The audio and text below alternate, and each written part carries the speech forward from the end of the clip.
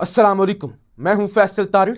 आज अक्टूबर का इख्तिताम हो रहा है और नवंबर का आगाज हो रहा है। नवंबर वो महीना है जिसमें पाकिस्तान के अहम अदारे में भी रजीम चेंज होगा और उम्मीद यह की जा रही है कि इसी महीने में इंपोर्टेड माफिया का भी खात्मा हो जाएगा और इमरान खान पूरे सिस्टम को नंगा करने के बाद, इस इंपोर्टेड माफिया को शिकस्त देने के बाद सुरखरू हो जाएंगे और अवाम की जीत और हकीकी मानों में हकीकी आजादी पाकिस्तानियों को इसी महीने में मिल जाएगी। इस वीडियो के अंदर आपके सामने 3 बड़ी खबरें रखने जा रहा हूं। नंबर 1, अरशद शरीफ के कत्ल का इल्जाम बाकायदा तौर पे अब पीटीआई पे आयद किया जा चुका है।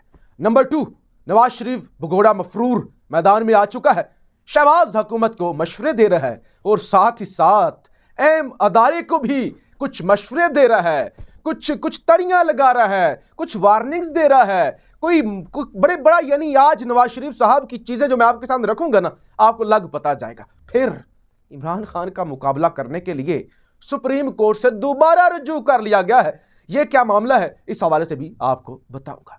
नंबर 1, सारे भगोड़े, सारे करप्ट, सारे जो आप कह लें कि आस्तीन के सांप है और सारे जो इस सिस्टम के अंदर, इस मुल्क के अंदर जो हकीकी मानों में सांप है, जो डस रहे हैं इस मुल्क को, जिन्होंने 75 सालों से इस मुल्क को आगे नहीं बढ़ने दिया। दुनिया कहां से कहां पहुंच गई है और आज हम यहीं पर खड़े हुए हैं, यहीं पर जलील हो रहे हैं और दुनिया से भीख मांग रहे हैं। वो तमाम सांप, वो तमाम बिच्छू, वो तमाम आस्तीन के सांप, गद्दार, सब एक एक करके सामने आ चुके हैं और पूरे सिस्टम का गंद, तमाम सियासतदान और तमाम जो कप्तान के साथ आगे पीछे थे, वो सब नंगे होना शुरू हो गए।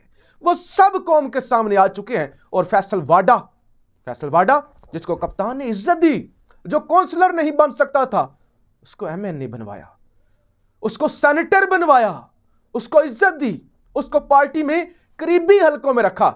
लेकिन उसने जो कप्तान के मुश्किल वक्त में, यानी कप्तान जब अपने कैरियर की सबसे बड़ी जंग लड़ रहा है, सबसे बड़ी जिहाद कर रहा है, सबसे बड़ी मुश्किल में है, सबसे बड़े इम्तिहान में है, उसने कप्तान के खिलाफ प्रेस कॉन्फ्रेंस कर दी। उसने फिर पीटीआई के लॉन्ग मार्च को डैमेज करने की कोशिश की। अब वो इतना पागल हो चुका है, इतना बेबस हो चुका है और इस तरह से बदले की आग में अंधा हो चुका है जब से खान ने उससे पार्टी से निकाला है। अब जनाब बाकायदा टीवी पर आके फैसल वाडा ने ये इल्जाम आयद किया है कि अरशद शरीफ के कत्ल में पीटीआई मुलव्वस है। पीटीआई मुलव्वस है क्योंकि अरशद शरीफ के कत्ल का फायदा, शहादत का फायदा पीटीआई को हो रहा है। यानी लोगों को बेवकूफ समझा हुआ है, जाहिल समझा हुआ है। क्या ये कोई पहाड़ों से उतर के आए हैं, गारों के अंदर रहते हैं, कोई पत्थर का जमाना है? यानी कैसे कैसे ये लोगों को बेवकूफ बनाते हैं, हद है। सवाल ये पैदा होता है, 17 पर्चे अरशद शरीफ के खिलाफ इमरान खान ने करवाए, जब वो खुद जगह जगह पे जाके वो कह रहा है कि मेरे खिलाफ साजिश हुई, मुझे निकाला गया। उसने करवाए हैं। इमरान खान ने मुल्क से निकाला है। इमरान खान ने यूएई की हुकूमत पर प्रेशर डलवाया। इमरान खान ने कीनिया के अंदर जाके ये सारी वारदात करवाई। यानी कोई हद होती है। लेकिन फैसल वाडा की जानब से घटियापन की सारी हदें पार की गई है और हमारे पंजाब में कहते हैं कि जिसका नमक खा लेना उसके साथ नमक हरामी नहीं करते। और हमारे यहां जो एक गिलास किसी घर से पानी भी पी लेना, 7 नस्लों को वो बुजुर्ग नसीहत करके जाते हैं कि इनका ख्याल रखना बेटा, इनका ख्याल रखना, इनकी बहन को बहन समझना, इनकी बेटी को बेटी समझना, इनकी अच्छी बुरी जो भी मामलात हुए, चंगी माड़ी, वहां पे जाना, फौत की शादियां, ये हमारे भाईचारे वाले लोग हैं। लेकिन ये कैसे लोग हैं कि कप्तान के साथ रहे, इज्जत बख्शी और आज अरशद शरीफ का कत्ल का इल्जाम इमरान खान पे लगा रहा है। यानी इतने कमजर्फ लोग, कम से कम ये सारे इस रजीम चेंज के बाद सब गंद जो है वो साफ होना शुरू हो गया है। यानी सवाल ये पैदा होता है, अरशद शरीफ के कत्ल का इमरान खान को क्या फायदा हो सकता है? इमरान खान के लिए तो वो आवाज उठा रहा था, इमरान खान के लिए तो वो जंग लड़ रहे थे।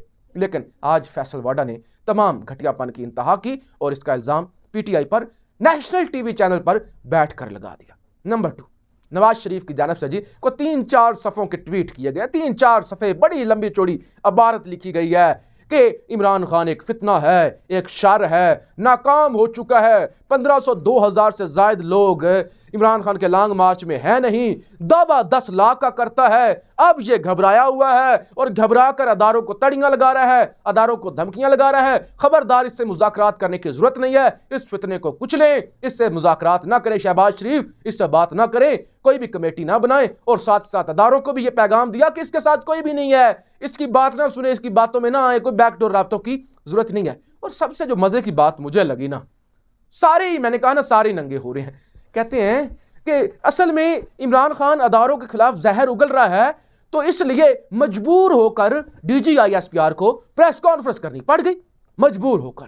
यानी जो आप तकरीरें करते थे, जो आप कहते थे, भूल गए, वो भूल गए गुजरांवाला की तकरीरें कि जनरल बाजवा साहब आप है तबाही के जिम्मेदार। और फिर बड़े एतमाद से मैं तो नाम लेता हूं, मैं तो नाम लेता हूं। बेटी ने क्या क्या नारे नहीं लगाए कि ये जो दहशत कर दिया इसके पीछे वर्दी है, क्या क्या नहीं कहा।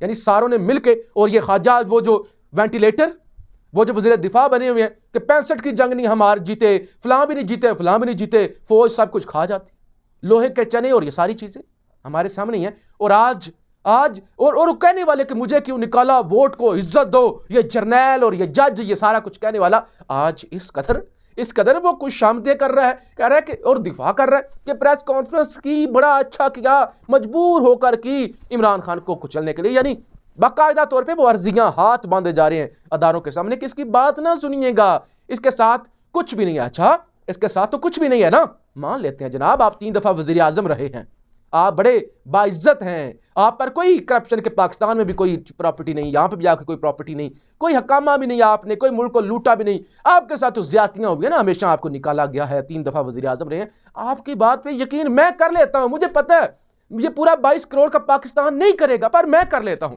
हजूर इमरान खान के साथ आप 2000 कह रहे हैं, मैं कहता हूं 800 बंदा है, और 800 ही रहेगा। KPK से भी नहीं आएंगे, वो कराची से जो 4 लाख का काफिला चला हुआ है वो भी नहीं है, सब झूठ है। कोई पंजाब से नहीं आएंगे, कश्मीर से नहीं आएंगे, गिलगित बल्तिस्तान से नहीं आएंगे, कहीं से इस्लामाबाद पिंडी के लोग नहीं निकलेंगे, 2000 भी नहीं आगे आएंगे, 800 रह जाएंगे। अच्छा, ये बात है। ये जो फौज तैनात कर दी गई है, फौज, पाक फौज इस्लामाबाद में, ये जो G7 और आगे G6 और सारा एरिया को रेड जोन क्लियर कर दिया गया है, जो सिंध से पुलिस मंगवाई गई है, जो रेंजर्स लगाई गई है, जो 90 के करीब प्लाटूने जो हैं FC की वो लगाई गई हैं, वो किस लिए है? वो 800 2000 लोगों के लिए है, वो 2000 लोगों के लिए है। क्या टेंशन है आपको? जरूरत ही नहीं है। 2000 लोग है ना, 20 काफी है, फौजी 20 पुलिस वाले, रेंजर्स वाले काफी है, निबड़ लेंगे 700-800 लोगों से, 2000 लोगों से मैक्सिमम। घबराने की क्या जरूरत है? मुज़ाकरात के लिए कमेटियां बनाने की क्या जरूरत है? अच्छा, इससे भी जरा आगे बढ़ते हैं, खबर आपके सामने रख दूं। तीसरी दफा या चौथी दफा सुप्रीम कोर्ट से रजू किया गया है कि यह लॉन्ग मार्च ना होने दिया जाए, पाबंदी लगाई जाए। ये 2 डेट एंड हो चुकी हैं, इस पर समाप्तें हो चुकी हैं पिछले 1 हफ्ते में, और इससे पहले भी। और अब 2 नवंबर दोबारा केस दायर किया गया, दोबारा दरखास्त दी गई है वजारत दाखिला की जानब से। 2 नवंबर को समाप्त होने जा रही है सुप्रीम कोर्ट के अंदर। और क्या मामला है? लॉन्ग मार्च, खूनी मार्च होगा, असला होगा, ये होगा, वो होगा। गंडापुर की ऑडियो भी आ चुके, वो सारा मामला हो चुका है। तो लिहाजा इस पर पाबंदी लगाई जाए और PTI को, इमरान खान को बुलाया जाए, नोटिस किया जाए, जवाब मांगा जाए, लॉन्ग मार्च ना होने दिया जाए। यार 2000 बंदा है, 1500 बंदा है, क्यों घबरा गए हैं? वो क्यों सारी D चौक आपने कंटेनर लगाए हुए हैं, श्रीना रेड जोन, और हर तरफ फौज ही फौज, फोर्सेज ही फोर्सेज, हर तरफ खौफ का आलम है कि ये क्या है, कोई मकबूजा कश्मीर है, ये शहर इक्तदार है। ऐसे जो है वो वहां फौजी फौज नफरी लगी हुई है। तो आपकी बात मान लेती है ना, मैं यकीन कर लेता हूं, लेकिन आप इतने क्यों घबराए हुए हैं? इसका मतलब यह है कि आपको भी पता है, और फिर उसके साथ कोई बंदा नहीं है, बंदे तो उसके साथ निकल ही रहे। फिर बेहक वक्त 8 हलकों से, बल्कि नामा भी मैं कह देता हूं, 8 और 9 हलकों से तो वो MNA है, 7 या 8 हलकों से वो MNA है, सिंध से वो MNA है, मेंबर कौमी असेंबली, KP से वो है, पंजाब से वो है, हर जगह से तो वो जीता हुआ है। और अभी कल लोग वो जलसा करने भी नहीं गया, और तुम 14 जमातें थी, उसके बावजूद उसने कोरम के अंदर भारी अक्सरियत से जीत लिया। 14-15 पार्टियां और एस्टैब्लिशमेंट 8वीं पार्टी, 15वीं पार्टी, वो एक तरफ, आप एक तरफ, जीत गया वो। अभी उसके साथ लोग नहीं है। इंसाफ की बात करें, आपके साथ लोग नहीं है, उसके साथ लोग नहीं है। बयानिया तो आपका पिट चुका है, इलेक्शन तो वो जीत रहा है, हर जगह पे जीत रहा है। आपके सारी रियासती मशीनरी, आपके सारे वो ठप्पे स्पेशल ब्रांचों के वो लगाने के बावजूद वो जीत चुका है। अभी उसके साथ लोग नहीं है।